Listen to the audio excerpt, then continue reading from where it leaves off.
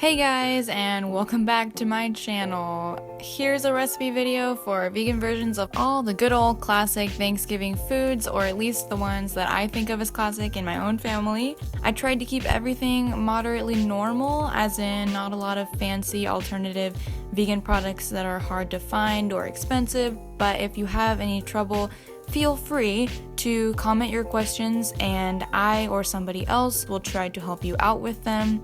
Also, a little side note, some of these recipes are not mine, so for those ones I will be just showing you how I did it, what's in it, and how it turned out for me without giving the specific details because, like I said, they're not mine, and so I want you to go to the original blog or website that I got them from, which will all be linked below along with written versions of my own recipes in here.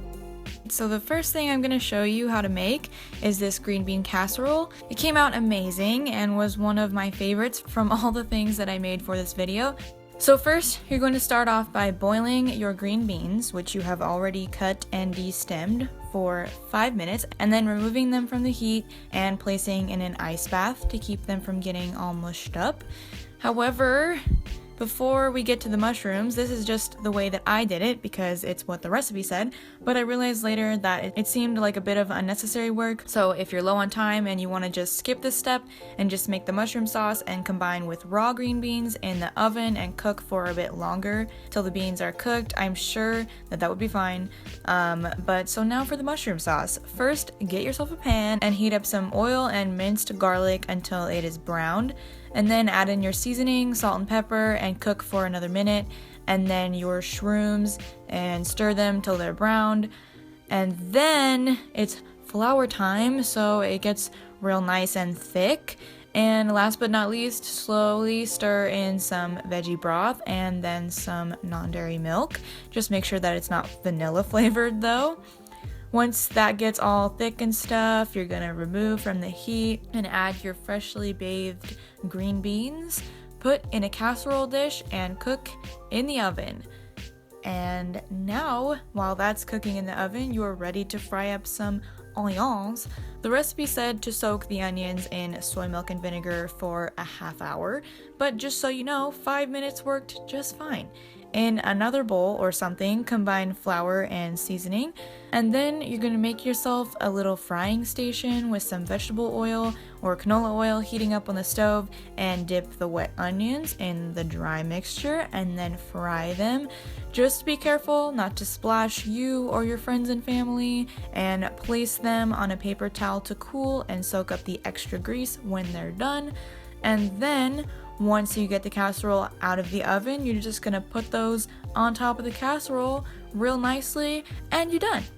And then now for the main course, kind of, the vegan turkey loaf, which I made myself out of seitan. And if you don't know what seitan is, it's a vegan meat substitute that's made out of wheat. But side note, this is just one option. If you want to save some time and effort on Thanksgiving and you can find one near you, there are many different kinds of pre-made vegan turkeys or turkey loaves on the market, some cheaper than others, but definitely check those out if you have the option. But making your own is pretty fun and pretty interesting, so now back to the recipe. For the wet ingredients of this, I used soy milk, olive oil, onion, and bouillon. I used a vegan chicken bouillon, but you'd be fine using a vegetable bouillon also. And then for the dry ingredients, you're gonna need chickpea flour, vital wheat gluten, and nutritional yeast. And then for the seasoning, you're gonna need black pepper, garlic powder, onion powder, poultry seasoning, which is vegan. It's just a mixture of seasonings that are used for poultry. First, you're gonna start off with your wet ingredients. You're going to heat up some olive oil in a pan. And then you're gonna toss in your chopped onion and some minced garlic. Did I say that there was garlic in this? Okay, I think I put garlic in here on my own because I just wanted it in here. I don't think that was part of the recipe. But you're going to saute that for a little bit and let it brown, and then add in all of your seasonings.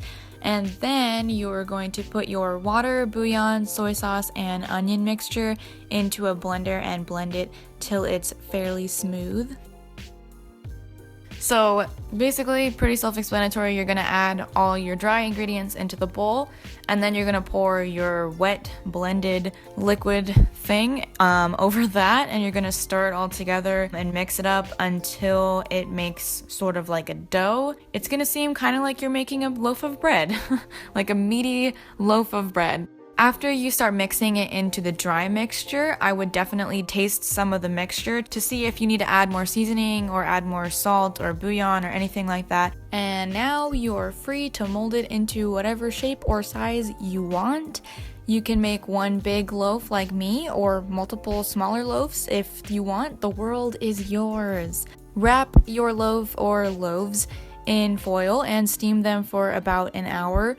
When that's almost done, you can preheat your oven, and when it's actually done, you can place it on a pan and bake it for 30 to 45 minutes. But that's it, and then you can slice it up and serve.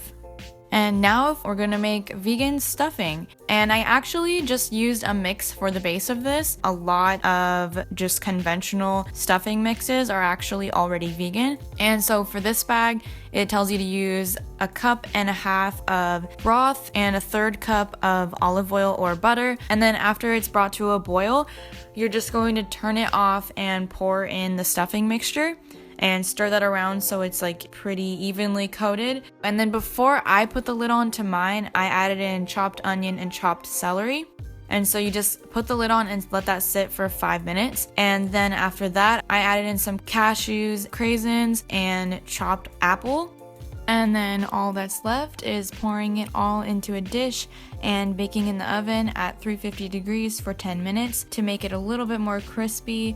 But I would also suggest adding a little salt and pepper and whatever other seasonings to your preference.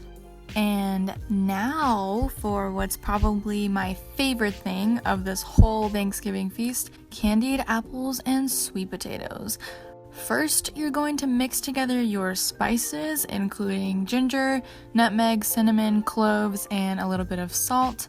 And then in a pot, you're going to steam your peeled and diced sweet potatoes for about 10 minutes. While that is happening, you're going to melt your vegan butter or shortening in a pan.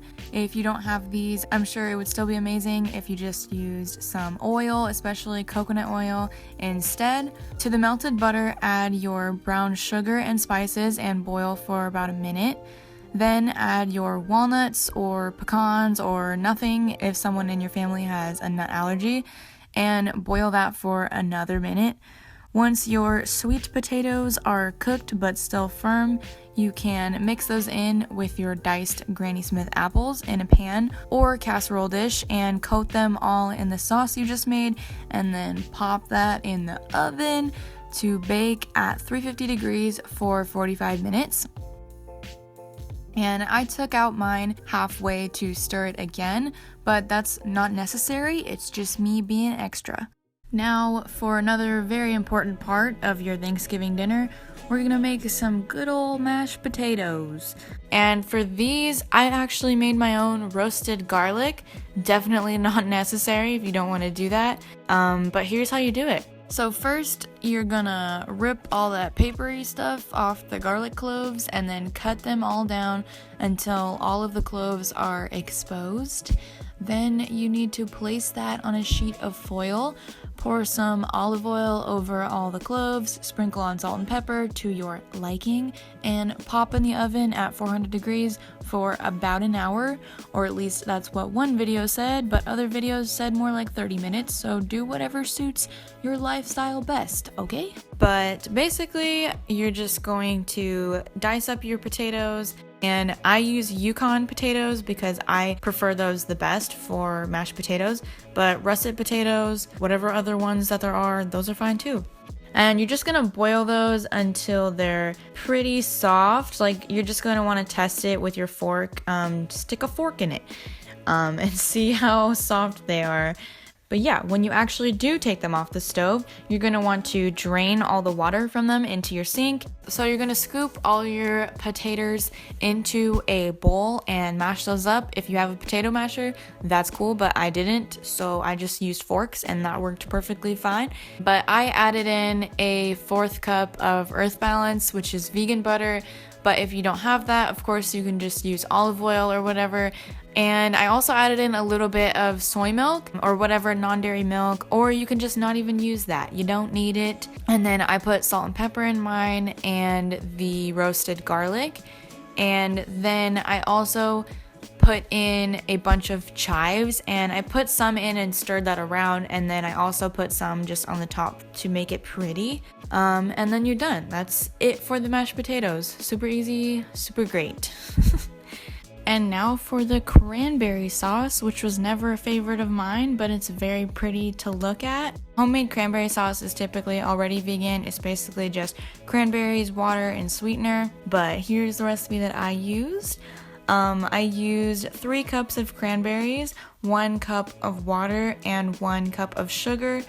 You can use whatever kind of sweetener that you want. I saw a recipe that had agave syrup, a recipe that had maple syrup, but I'm sure you can use whatever. You just cook that for about 10 minutes or until the berries start to like pop, and just stir it up a bunch. And then once that's done, turn it off and put it into a container to chill until you want to serve it. And don't worry about it still being liquid. It's gonna thicken up as it's chilling and turn into more of a sauce. So that's it.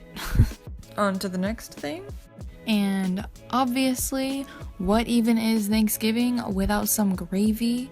For my gravy, I used the same vegan chicken bouillon from before, mixed with water. Of course, vegetable bouillon or broth is fine too. I used some olive oil, salt and pepper, liquid aminos, but soy sauce would also work just fine, a generic seasoning mix from Costco, and some flour to thicken. And I basically just combine all of that into a pan and whisk or stir it around until it gets to the consistency that you want. And you just basically keep adding each ingredient to your preference. So if you want it to be thinner, add more broth. If you want it to be thicker, use more flour. And then that's basically it. I found this out later. I didn't do this for my gravy, but if you don't want to like spend so much effort trying to mix the flour in really smoothly, a tip would be to combine flour and water into a jar, put the lid on and shake it up really good, and then you can just keep adding that to your gravy to thicken it up, so that way the flour is easier to mix in. But that's it. And now I'm going to make some dinner rolls. These are just store-bought, half-baked rolls where you just follow the directions on the package and bake them until they're golden, and then you can spread some vegan butter on that-ish. Just make sure you don't get distracted and burn them like I did. But anyways, lots of store-bought rolls and half-baked rolls are vegan. Just make sure you check your ingredients and enjoy yourself. And for dessert, I made a pumpkin pie, which turned out darker than I expected. Still delicious, might I add. I think partly because I overdid the spices a bit, but regardless, amazing and everyone loved it. So before you start making your pie crust, you're gonna want to make sure your ingredients and your mixing bowl are chilled. And then I didn't realize until after I actually finished making the crust that it's enough for 2 layers of crust on the pie. So like if you wanted to do a top layer of crust or like a lattice on top of your pie. So if you don't want to do that, you could probably cut this recipe in half. So basically for my pie crust recipe, I used 2 cups all-purpose flour and 1 teaspoon of salt, and I mix that together with a fork. Then I cut up into it a cup of vegan shortening, but I'm sure you could use a margarine instead, like Earth Balance, and you should be using like a pastry cutter or whatever, but I didn't have that, so I just used a fork once again. and it worked perfectly fine though. And you basically just cut that into the flour, which takes a little while, but you know, play some music while you're doing it and you'll be fine. And then after that's pretty well cut up into there, you are gonna start adding your water, and you should add it in tablespoon by tablespoon just to make sure you don't put too much, and then stir that in until it gets to the point where you start feeling like you can make a dough out of it. So once you've rolled your dough into like a ball, you're going to put that into a plastic Ziploc bag and push all the air out of it and make sure it's really tight, and seal it and put it into your fridge for about 30 minutes. And once that's done chillin', you're ready to roll out your dough. And please take a sec to check out the how to make a perfect pie crust video I linked in the description, because it helped me a lot. Make sure you have enough dough to cover your pan. I clearly did, and fold it in half twice to help you place it in, and then place it in carefully and cut the sides till it's real nice. Then I did a fancy thing where I made it wavy, but you could just do the fork ridge thing or leave it if that's more your style. And now to make the filling. First, you're going to start by mixing together your cornstarch and maple syrup and setting that aside. And then in a larger bowl, you're going to mix together your dry ingredients, and then you're going to put in your canned pumpkin, your vegan butter, or I'm sure you'd be fine using like coconut oil instead, your vanilla extract, and coconut cream. This is going to make it a lot more like rich and creamy, but if you don't have access to that, you can of course use like almond milk or soy milk or whatever. It's just going to be not quite as rich. And then once that's smooth, you can spoon it into the crust and bake it at 425 degrees for about an hour. And then when that's done, place it on a cooling rack for another hour and chill overnight or for at least 3 hours before serving. And then, of course, to go with your pumpkin pie, a lot of people might want to put whipped cream on it or Cool Whip or whatever. And so I made this coconut whip stuff, which is basically like a vegan Cool Whip. All you need for this is just another can of coconut milk or coconut cream. Just make sure it's not light and it is full fat.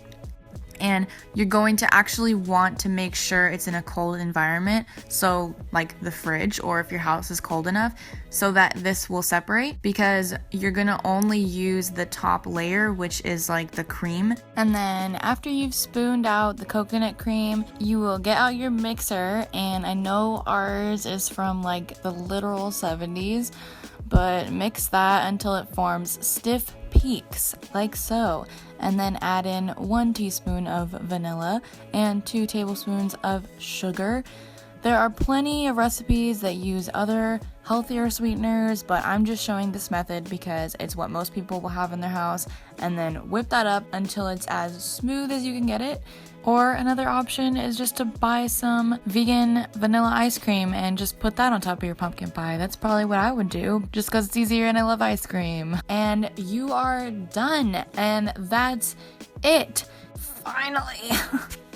That's all the things that I made. I hope that you really enjoyed this, and I hope that you made it this way through. I'm sure this is going to be a really long video, but I really hope that you guys use these recipes and that you find this helpful. Thank you so much for watching. I really appreciate it because I did put in a lot of effort into this video, and I washed many a dish for this to happen. So, yep, that's it. See you later, guys.